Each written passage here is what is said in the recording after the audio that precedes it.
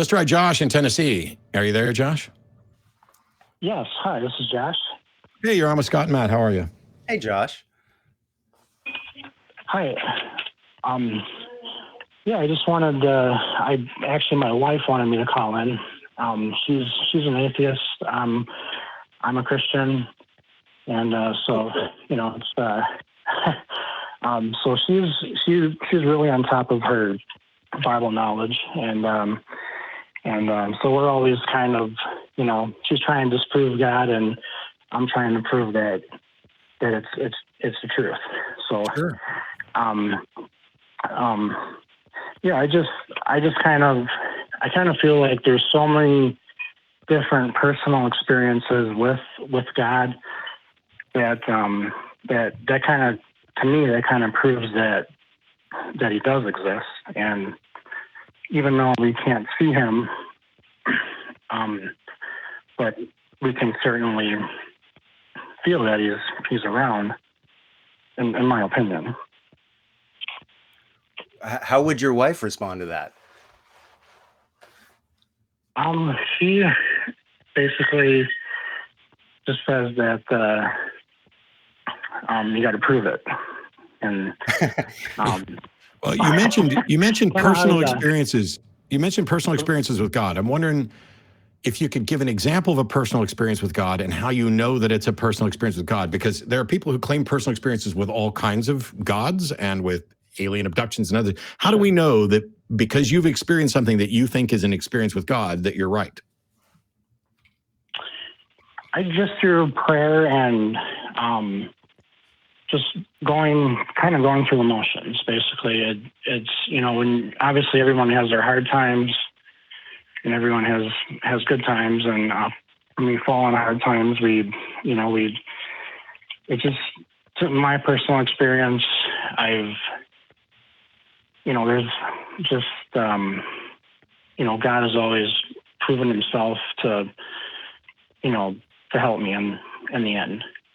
So any struggle that I've had didn't really shut me down completely, but I've always came out better on the other side.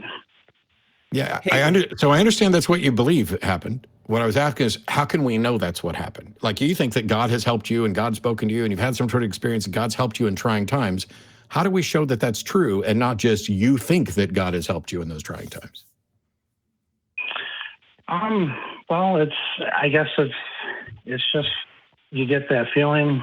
I don't know if you've ever heard of God bumps, like kind of like you get those goosebumps kind of, you just get that overwhelming feeling that he's there.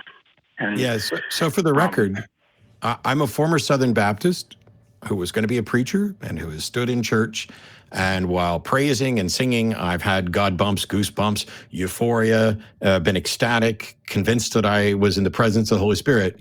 But that's what I was convinced of at the time.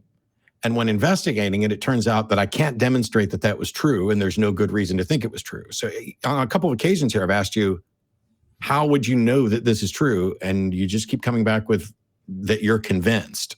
I mean, how could, and I'll let Scott jump in here because he may have a different take on this, but how can Scott and I know that when you experience God, you're actually experiencing God and not just saying you're experiencing God?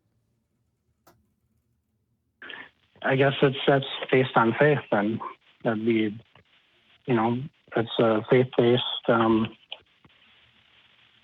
it's obviously we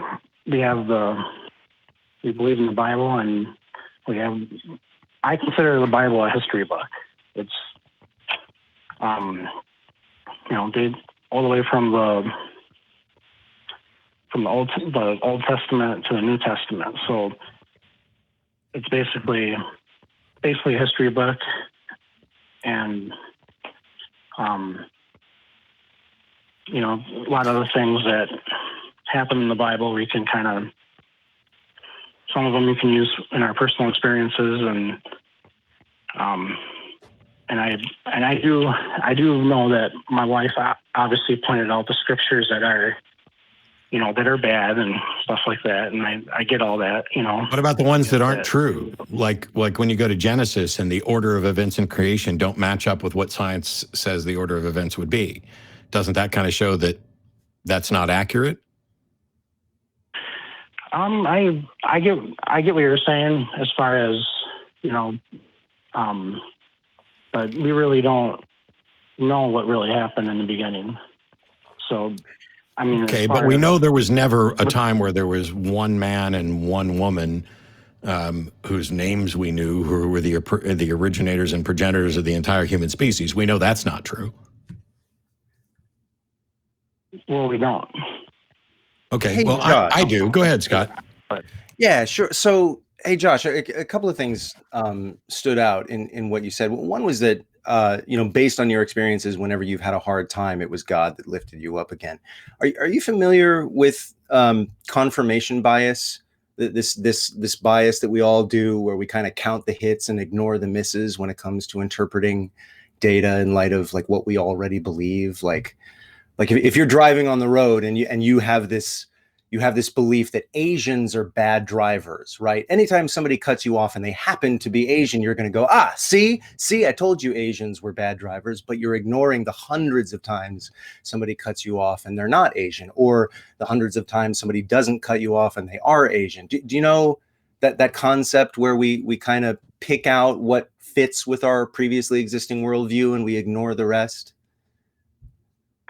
I do, yeah. I mean, I see what you're saying in a sense that, Yeah. obviously. So do you think is it possible right, that you're doing that? I mean, when you say that every time you've had a hard time in life, God lifted you up again, is it possible that you're remembering all the times that maybe you prayed and you felt like that prayer was answered, but you're forgetting the hundreds more times when you're having a hard time and God didn't answer you? And maybe, you explain that away by saying God works in mysterious ways, or God has a lot of people to take care of, or God wanted me to learn a lesson from this.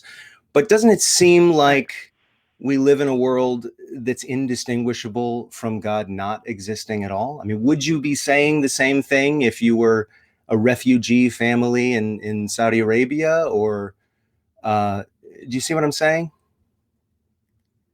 Yeah, I mean, I've heard stories of people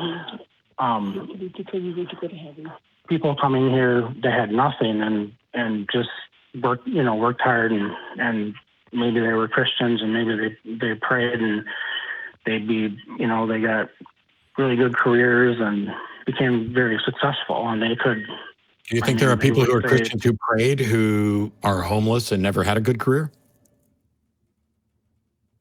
It's possible. I mean, I can't speak for their path. Okay. Or what. Of all the homeless people in the United States, do you think none of them are sincere, committed Christians?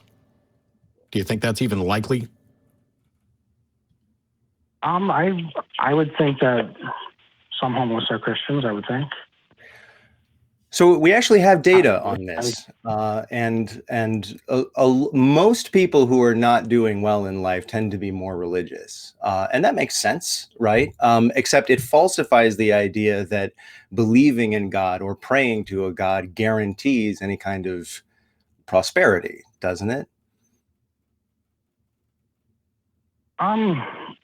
Well, I mean, I guess every walk in life is different. And well, do you think the people who are like poor and broke and homeless are just bad Christians? Like they didn't follow God, so God didn't reward them, and they're just getting what they deserve? No, of course not. Okay, I don't either. And I'm glad you said that. That was honestly not a trap. That was actually me asking, because I think you're better than what some of your beliefs would belie. And the reason here is that you called in. We're trying to talk about, is there a good reason to believe there's a God? And when we ask you, what we get is, oh, well, it's just something you take on faith, or I've just have all these experiences. And when we start asking questions about those experiences and what conclusions one could reasonably address, or how an outsider could know that you're actually having an experience with God, you don't seem to have anything to come back with other than, this is just like how you feel about it. And that's fine. It's your life, and you're going to believe whatever you're convinced of. It's just, sure. Could you imagine a different person calling in to this show with the exact same justification for their belief in a different God, that instead of the Christian God, maybe the Muslim God, or we'll just go with the God of the Jains or whatever. And they're convinced that they have some sort of interactions with their God, but they can provide no more evidence than you do. And they just say it's something that they take on faith and it's a matter of personal experience. Should we accept their personal experience? That's a good question. And I mean, from my experience, I'm going to say no, because I believe in the Bible and God and Jesus. Yeah, but see, that's the problem. Go ahead, Scott.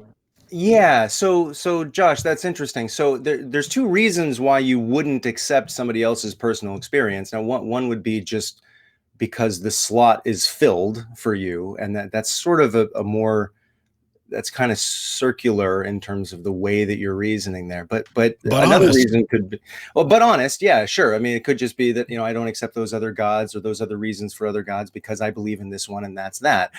But I wonder if you do recognize that it is possible for people to have experiences that are indeed very profound for them, that feel very real for them, and that you, as an outsider to their faith, does not show that their religion is true. Like, that those kinds of experiences don't prove that the religion that they infer from it is actually true. So isn't it possible that you're making the same mistake, the same kind of inference that they are? I really don't think so. I mean, I could go on and on. I mean, as far as, what, we have the temple in Jerusalem, and the fact that, there is a lot of things in the Bible that But do you think a Muslim couldn't go on and on? Do you think a Muslim couldn't make the same argument against Christianity that you're making against Islam now? I guess that's where, I mean, I'm kind of coming out and say this, but I guess that's where kind of Satan comes in, where, the delusion and right, but they believe in Satan as well, and they believe that you're deluded, right? So how do we tell which one of you is right? Not only that, but so, and I don't want to derail this, so I apologize for this, but it comes up every time. Josh, you think there's a Satan who is trying to deceive us, right? I do think so, yeah. Okay, I did too. When I was a believer, I thought so too. And here's what fixed that for me. If there is a Satan who's trying to deceive us, is Satan able to do supernatural things? Like, can he manipulate reality in such a way that it plays with our perceptions and makes us think things that aren't accurate? Can he actively deceive in a way because he's more powerful than humans? Can't he do things that humans are just, you can't be immune to it, right? If we don't have a good walk with Christ, I would say, yeah. I mean, so yes, unless God is actively protecting you, you are absolutely prone to being a victim of Satan's tricks, despite your best intentions, right? Yeah. I mean, to a certain point. I mean, obviously, we know everyone knows right from wrong. And well, I'm not convinced that everyone knows right from wrong. As a matter of fact, I'm convinced that that's not true. And also, we don't all agree on what's right and wrong.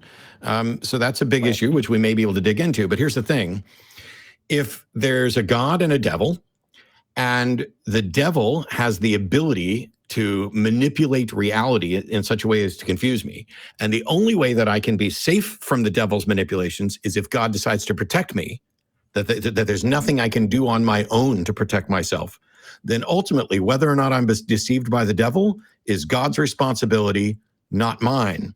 And if I'm going to sit here and say, well, I'm definitely not deceived by the devil, and I don't have God, I can't say that. But similarly, no God could rightfully judge me for being deceived if the only protection is his and he refuses it. Right. Well, I mean, too, but at the same time, once you're saved, you're saved. And, in my opinion, it's not hard to be saved by Christ. It's, you know, you So, okay, believe so in Christ no, and let's stop this. Why doesn't God just save everyone right now? That's a good question. I don't It know. is. I don't know. And until God answers that. it, I don't give a crap for apologetics like this. Until somebody because you can say once saved, always saved. I have pastor friends that think that, who think they're going to see me in heaven because they think I was saved. I have parents who say once saved, always saved, who say that I wasn't actually saved. I was just, deceived. You can make up whatever you want. What we're looking for, what I'm looking for, what Scott's looking for, what everybody's give us evidence, give us a good reason to believe. And if the reasons you give us to believe can be used by other people with other religions to get us to believe the same thing, then they're not good enough. We need something that is specific, that shows evidence for your proposition, that excludes others. Well, I didn't make it up. I'm quoting from the Bible.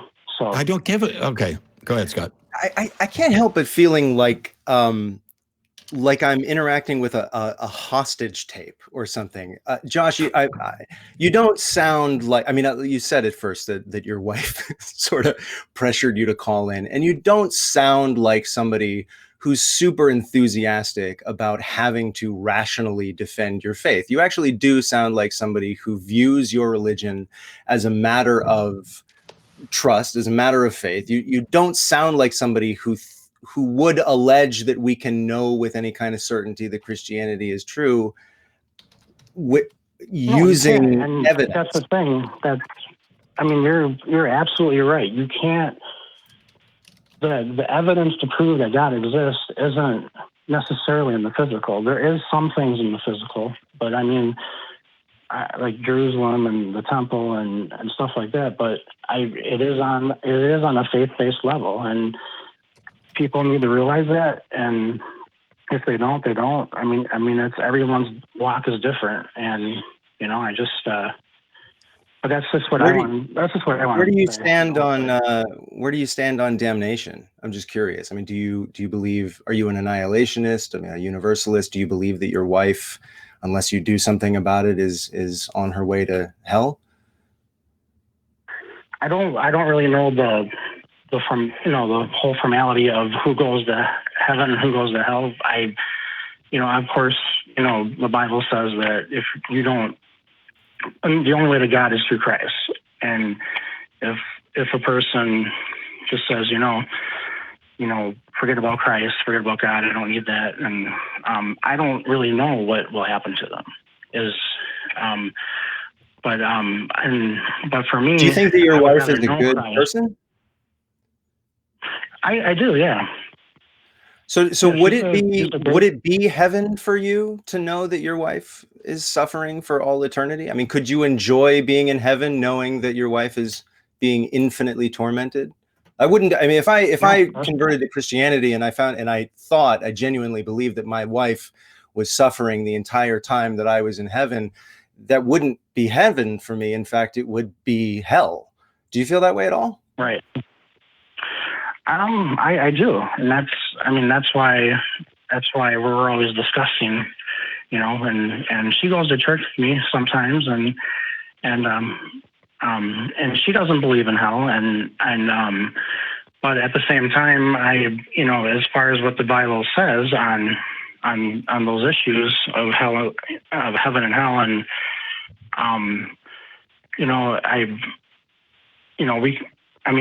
we can kind of debate it all day long, but I really don't know for sure. Let me jump in for a second, Josh. Let me jump in for a second here, Josh. So you sound like a nice guy, and you're willing to admit that there's a lot of stuff you just don't know. There was some stuff that you kind of push forward, like, once saved, always saved. So you have some doctrine you believe in, but you're not completely sure on the hell thing. I think that if you were married to a Christian woman, I think you'd be a little bit more sure about the hell doctrine thing than you are in your current position. But yes. That's just me going from the trend of what I've seen of other people. The Bible also says, do not be unequally yoked. So, there's issues there. But at the end of the day, here's the only thing I want from you, Josh. Your wife goes to church with you on occasion. Take some time and read let's here go. I will offer to buy you a copy of this and send it to you. If you can talk with the people behind the scenes, and I'll get an email address or whatever else. I'm going to recommend Guy P. Harrison's 50 Reasons People Give for Believing in a God. It's a great starter book that doesn't require you to know everything about epistemology or philosophy or arguments. It's just a real nuts and bolts thing that a friend of mine wrote. He's written several books, but this one, 50 Reasons People Give for Believing in a God, goes through things people claim about why they believe in a God and offers response to them in tiny little essays. It's a great book of short stuff. It is a good introduction. I'd like you to read that with as much of an open mind as you can and realize that the reasons that you give for believing in God are something that somebody else could give for believing in a different God or the same God with different doctrines or any number of things. And that wouldn't it be better to learn the best standards of evidence and to reserve judgment on something about whether or not there's a God until there's actually good evidence for it? Because you wanted to go back to faith several times. And I'm curious, do you think there's any position that I couldn't just accept on faith? Like, could I just be convinced that men are better than women based on faith, or that white people are better than black people just based on faith? Isn't that possible? No, because that's no. You don't think you think it's not possible for somebody to be convinced that their race is superior based on evidence, or sorry, based on faith? The whole Bible. So let me ask this. Now let me ask this, Josh. So for all those people who think white people are superior to black people, if they're not making that decision based on faith, are you suggesting that they have good evidence to support that position? No. So then is it possible that they're just taking it on faith? In a way, I guess you could say that, in their own way. See, faith isn't a path to truth. No. Faith is the excuse people give for believing something when they don't have a good reason. Because if somebody asks, why do you believe this, and you have a good reason, you give the good reason. And if you don't have a good reason, you say you just have to take it on faith. So if you'd like a copy of the book, I'm gonna move you back to hold, and I'll let the call screeners get info, find out if you want a copy of the book, and I'll be happy to send it to you myself. But we're gonna move on to other callers because we only got like an hour left in the show. So thanks, Josh. You're a good sport. Thanks, Josh. So we did get Russell back, the first caller that we dropped, and I want to make sure we get to that.